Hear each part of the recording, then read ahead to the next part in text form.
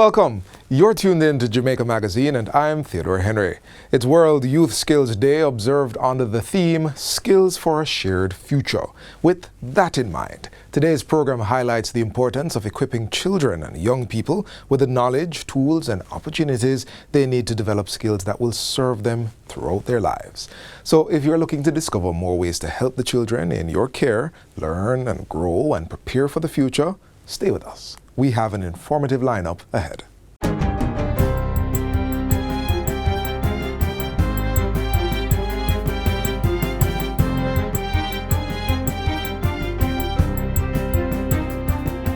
Good day, I'm Twyla Whelan and this is your JIS News for Wednesday, July 15, 2026. Prime Minister Dr. Andrew Holness has now proudly accepted the 2026 Esri Presidential Award, which recognizes the government for its development of an integrated national geospatial infrastructure. The recognition is also for the use of Geographic Information Systems (GIS) technology to support data-driven governance. The award was presented at the 2026 Environmental Systems Research Institute Esri User Conference in San Diego, California on Monday.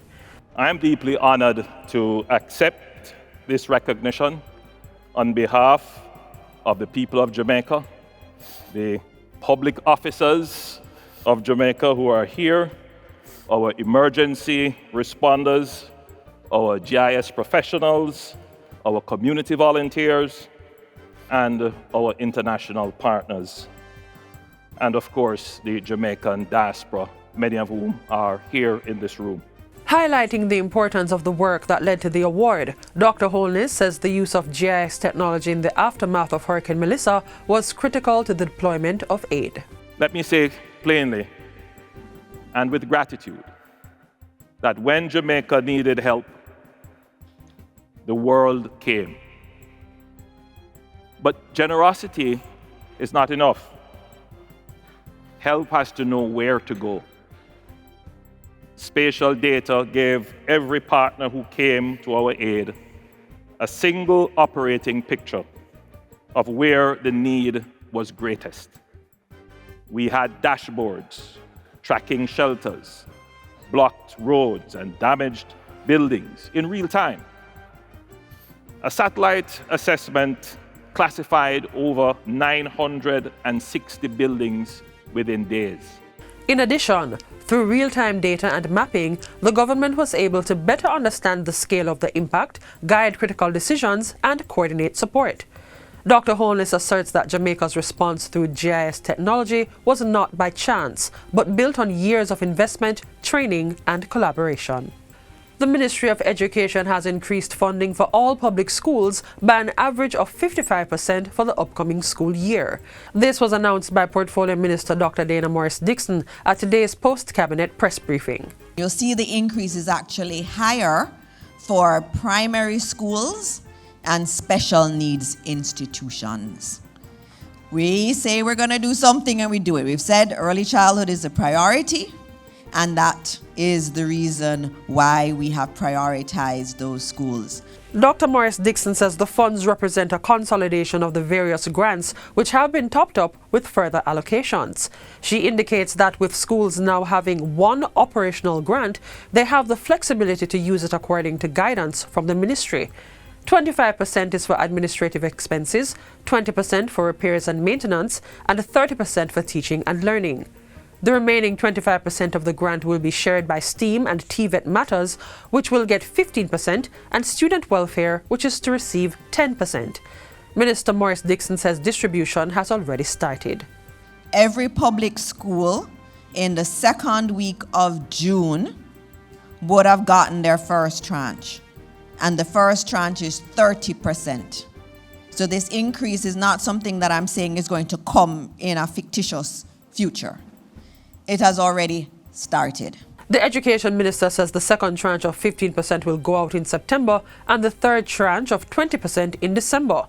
This will bring the distribution to 65% of the operational grant in the first term of the school year. Also coming out of this morning's post-cabinet press briefing is information that the government is undertaking a comprehensive review of the Jamaica Public Service Company's investigative report into the June 5 island-wide blackout. Minister of Energy, Transport and Telecommunications Darrell Vaz says the report submitted by JPS is being jointly reviewed by his ministry and the Office of Utilities Regulation, OUR. The June 5 outage, which JPS has linked to intense lightning activity, resulted in the collapse of the national electricity grid and disrupted residential, commercial and essential services across the island for several hours. Minister Vaz says an interministerial team, supported by technical experts, is now examining the report. Subject matter experts are undertaking a comprehensive review to determine the root cause, evaluate the adequacy of the existing systems, and identify any corrective actions necessary to strengthen the resilience of Jamaica's electricity network. The minister indicates that JPS enlisted internationally recognized firms to assist with its investigation. They are Mitsubishi Electric Power Products, Danova Energy Solutions, Schweitzer Engineering Laboratories, and General Electric. This is in fact a difference in terms of how they have approached it and who they have gotten, because they have gotten top-class companies with worldwide reputations. So the government remains committed, obviously, to transparency, accountability, and evidence-based decision-making. Once this review has been completed, the findings, recommendations, and any required actions will be communicated to the Jamaican people. Traditional ganja farmers are set to benefit from expanded access to Jamaica's legal medicinal cannabis industry through the Cannabis Licensing Authority, CLA's first Cannabis Special Permit Roadshow. The island-wide initiative got underway in St. Elizabeth, introducing farmers and aspiring entrepreneurs to 2 new permit programs under the updated regulations. The Special Community Permit allows groups to form cooperatives or businesses, while the Cultivator Transitional Special Permit enables growers to enter the regulated industry as they work toward full licensing. State Minister of Industry, Investment and Commerce, Delano Seavright, says the roadshow also connects prospective operators with the CLA and industry stakeholders for guidance and support. What we have done is that the CLA has built out its customer service mechanisms to ensure that they communicate on a regular basis with persons who have an interest in building out a business. Beyond that, we have stakeholder groups, including the Ganja Coalition, which is a bunch of stakeholders who understand ganja, they understand the cannabis business, and they too are there to offer guidance to persons who want to get involved in industry. Mr. Seavright was speaking at the launch of the island-wide roadshow held at Newell High School in the parish on Friday. Agriculture Minister Floyd Green, who was also at the event, revealed that farmers were receiving training in crop nutrition, post-harvest handling, and other best practices to improve the quality of medicinal cannabis. RADA Extension officers are also being equipped to better support growers. Farmers at the launch welcomed the initiative, describing the special permit program as an affordable opportunity for young people to enter the industry. This program is a good program, for the young farmers and farmers who don't have the sufficient cash to do all these things. Because as we see, things are expensive in this thing, so now means a good process for the youths, the younger generation, and also the farmers. The Cannabis Licensing Authority has so far issued more than 200 licenses, with about 25 active cultivation farms operating across the island. Jamaica will mark its 64th anniversary of independence under the theme United in Celebrating Resilience. Minister of Culture, Gender, Entertainment and Sport Olivia Grange has announced the calendar of activities for the annual celebrations. Among the highlights is the 60th staging of the Jamaica Festival Song Competition, which is currently underway and culminates with the results show on July 25. Minister Grange says the event continues to showcase Jamaica's musical talent while promoting national pride and identity.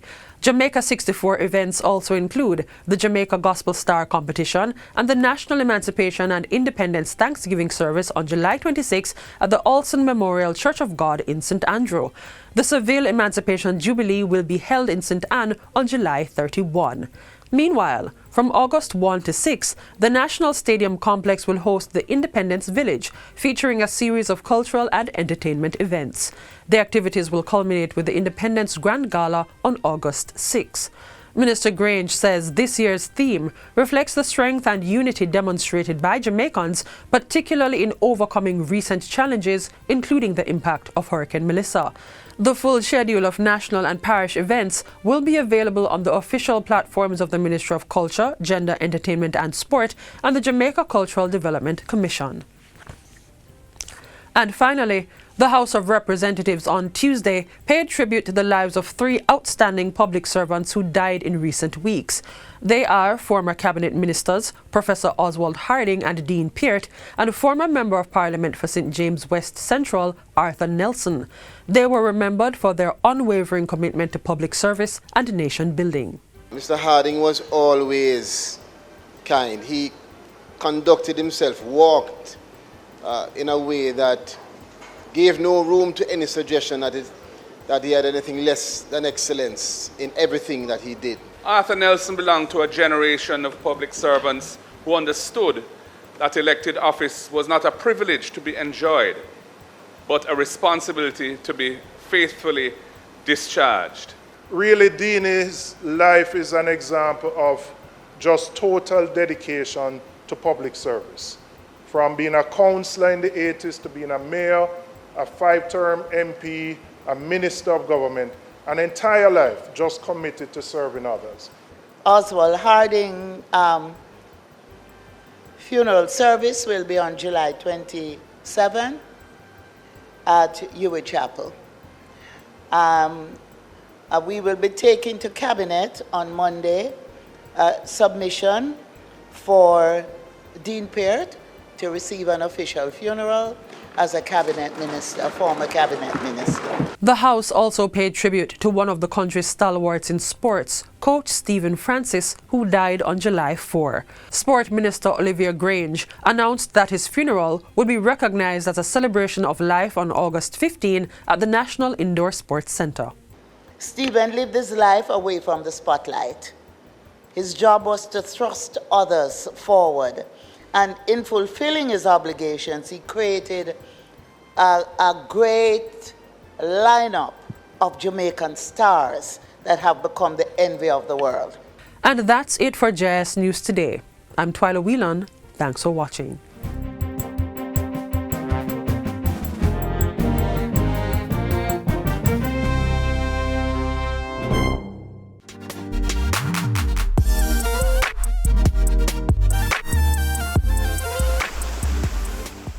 Many lifelong skills are best developed during the early years of a child's education. Up next, we'll see how students at the Alpha Primary School are building critical thinking, creativity, and problem-solving skills through the integration of STEAM education into their learning experiences. Let's go full steam ahead! If you have the opportunity to get a STEM education, then you should, regardless of the field or the career choice. So even if you want to be a lawyer, the skills are transferable. So you still need to be a problem solver. You still need to be able to think critically. Employers are looking for graduates with STEM skills, with these 21st century skills. Teaching future generations to think logically, critically, and focused on problem solving, all while grasping 21st century skills, is a challenge of a lifetime.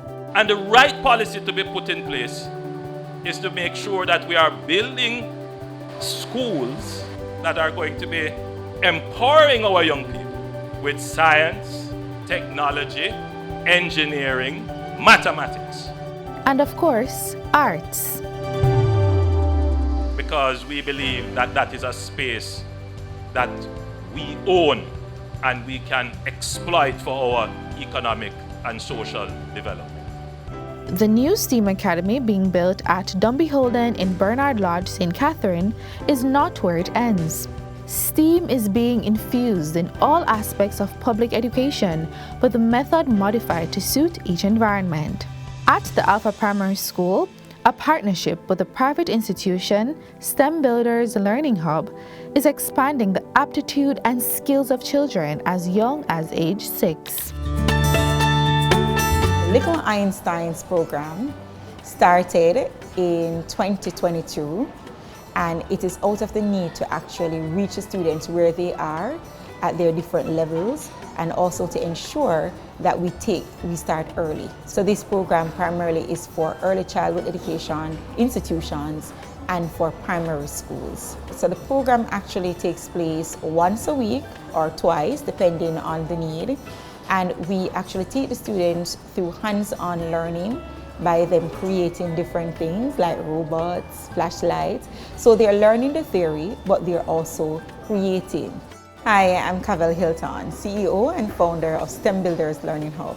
We connect students to quality science, technology, engineering, and mathematics tutors, as well as resources, including our STEM activity box or science kits.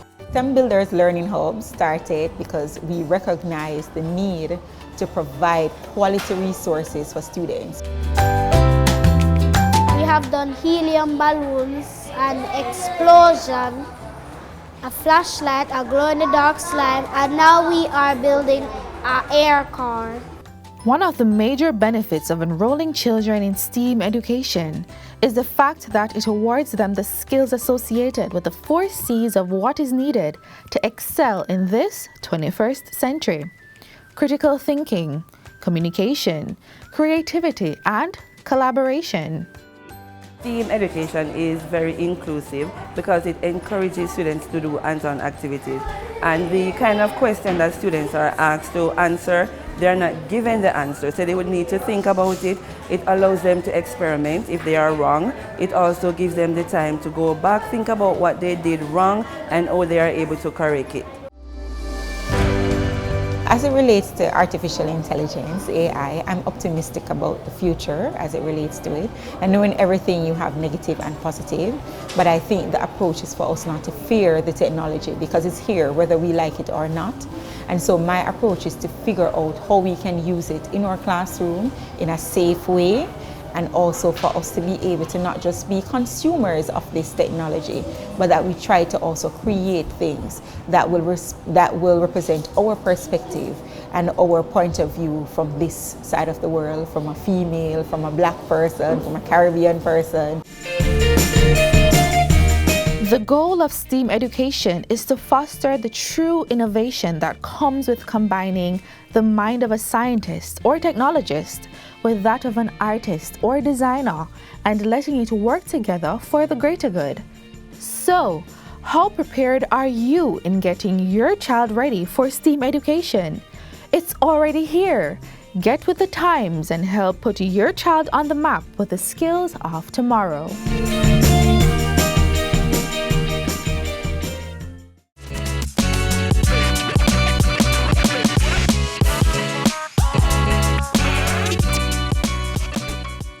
Responsibility is a vital life skill, especially during the teenage years. Up next, learn about the Heart NSTA Trust's LEAP program, which allows participants to earn while they learn, along with the Contractor Incubator program. What if you could start earning and building your career before you even graduate? That future is closer than you think.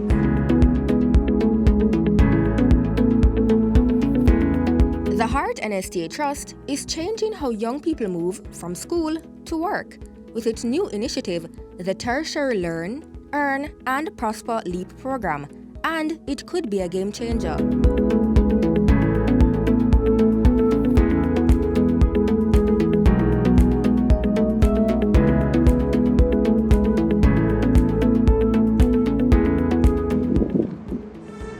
For years, students have faced the same issue. Graduate, then hope to find a job.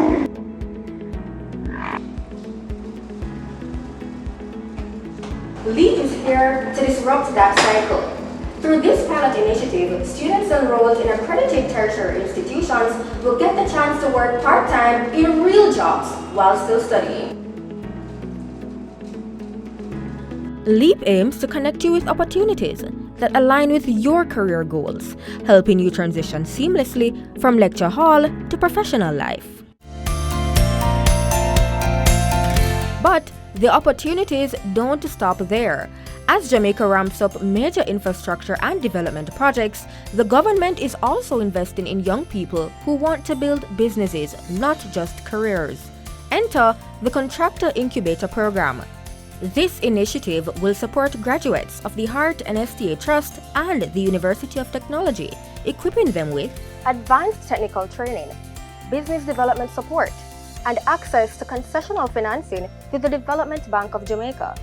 The National Reconstruction Program on the NARA will require thousands of skilled tradespeople, carpenters, electricians, plumbers, masons, roofers, and the capacity to train them at scale and at speed. The Heart Trust NSTA will train construction-related tradespersons who can assist in the Building and Resilience Initiative, as well as propelling the expansion of various sectors. Even better, participants won't just train. The intent is to have Jamaicans gain experience on high-value public infrastructure projects and transition faster into sustainable employment and enterprise. In a major move to expand access, the government is also removing one of the biggest obstacles to skills training: cost. Our mission to expand access to opportunity through skills training is not yet complete. I shall now complete that mission.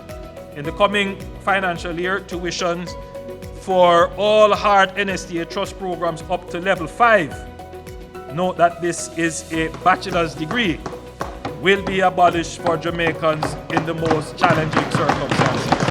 The message is clear.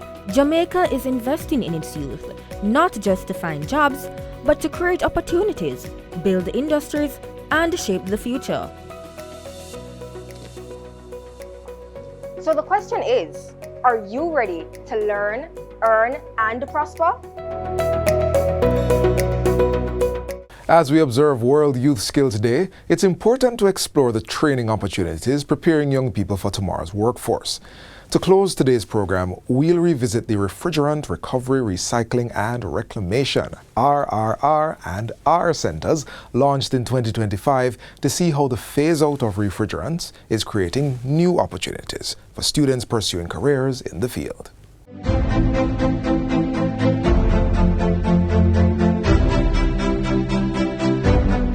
A year ago, Jamaica took a decisive step towards protecting its future. And so it is with great excitement that I stand here today to bring greetings and to publicly declare the support of the Heart and STA Trust for the establishment and operation of 7 refrigerant recovery, recycling and reclamation centers in Jamaica.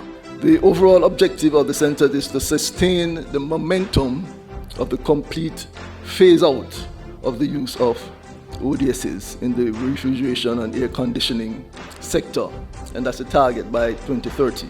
A moment marked by vision, partnership, and purpose.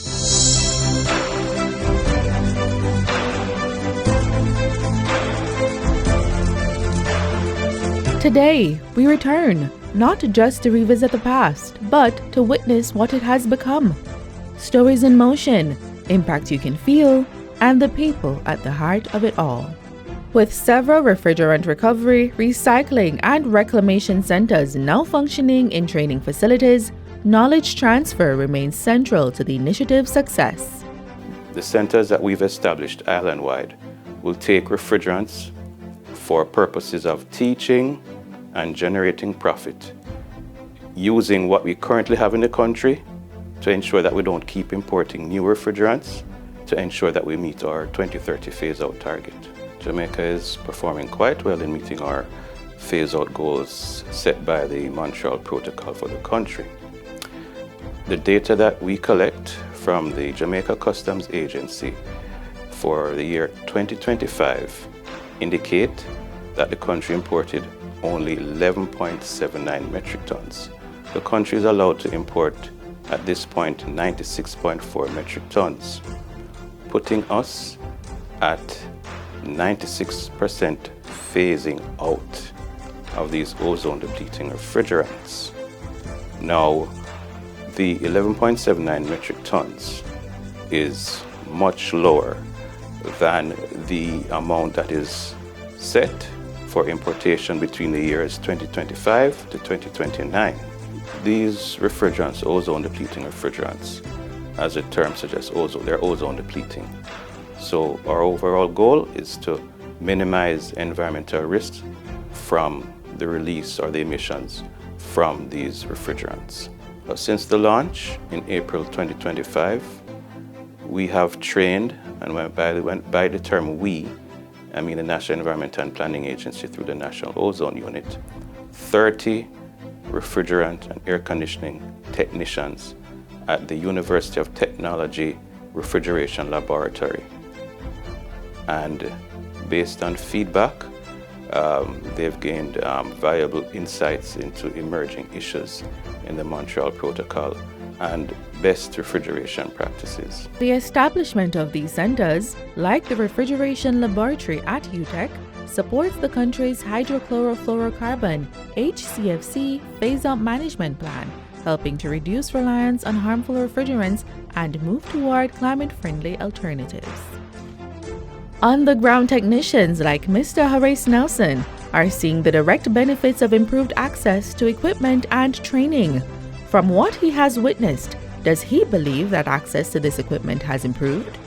The simple answer to that is yes, it has improved significantly recently, over the years, simply because there are a number of national and international initiatives to encourage technicians to be able to adapt to the new processes. There are a number of recycling centers, particularly last year when NEPA introduced about 7 recycling centers with the assistance of our trust, UNDP. And that has allowed our technicians to have access to far more modern equipment in order to be able to meet some of those standards, and particularly the recovery, the recycle, and the retrofitting of equipment.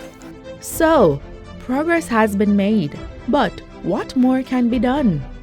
So I think what we should do is to get the information out, allow our smaller technicians, which are more, to be able to, have closer access to the equipment to be able to do the retrofitting and the recycling. And this progress doesn't only involve men who have traditionally been at the forefront of the field. More women are entering the industry, and this shift isn't happening only in Jamaica, but Caribbean-wide. And the fact that there are more women entering, this is so simply because UNDP, UNEP, is pushing the initiative for women to be accepted and to join the rank of technician. Remember, the Montreal Protocol demands that we as technicians must recover refrigerant, we must recycle refrigerant, we must apply better management of refrigerant, we must be able to store it properly, we must be able to transport refrigeration properly, and we must be able to dispose of refrigerant in a sensible and more practical way. So what you will find is that more technicians are getting the training because all the training institution now has incorporated the daily practice in the training program. Jamaica's refrigerant recovery, recycling, and reclamation centers are helping to build a more sustainable future for the refrigeration and air conditioning sectors. With continued support from international partners such as the United Nations Development Programme and the United Nations Environment Programme, the initiative is advancing Jamaica's transition away from harmful refrigerants.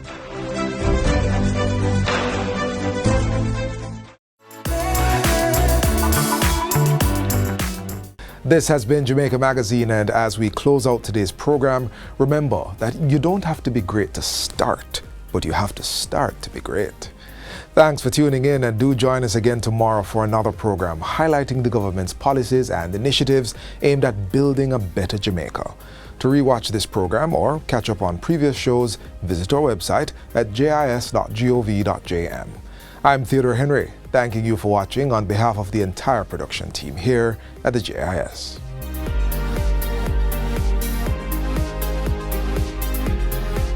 This has been a production of the Jamaica Information Service, the voice of Jamaica.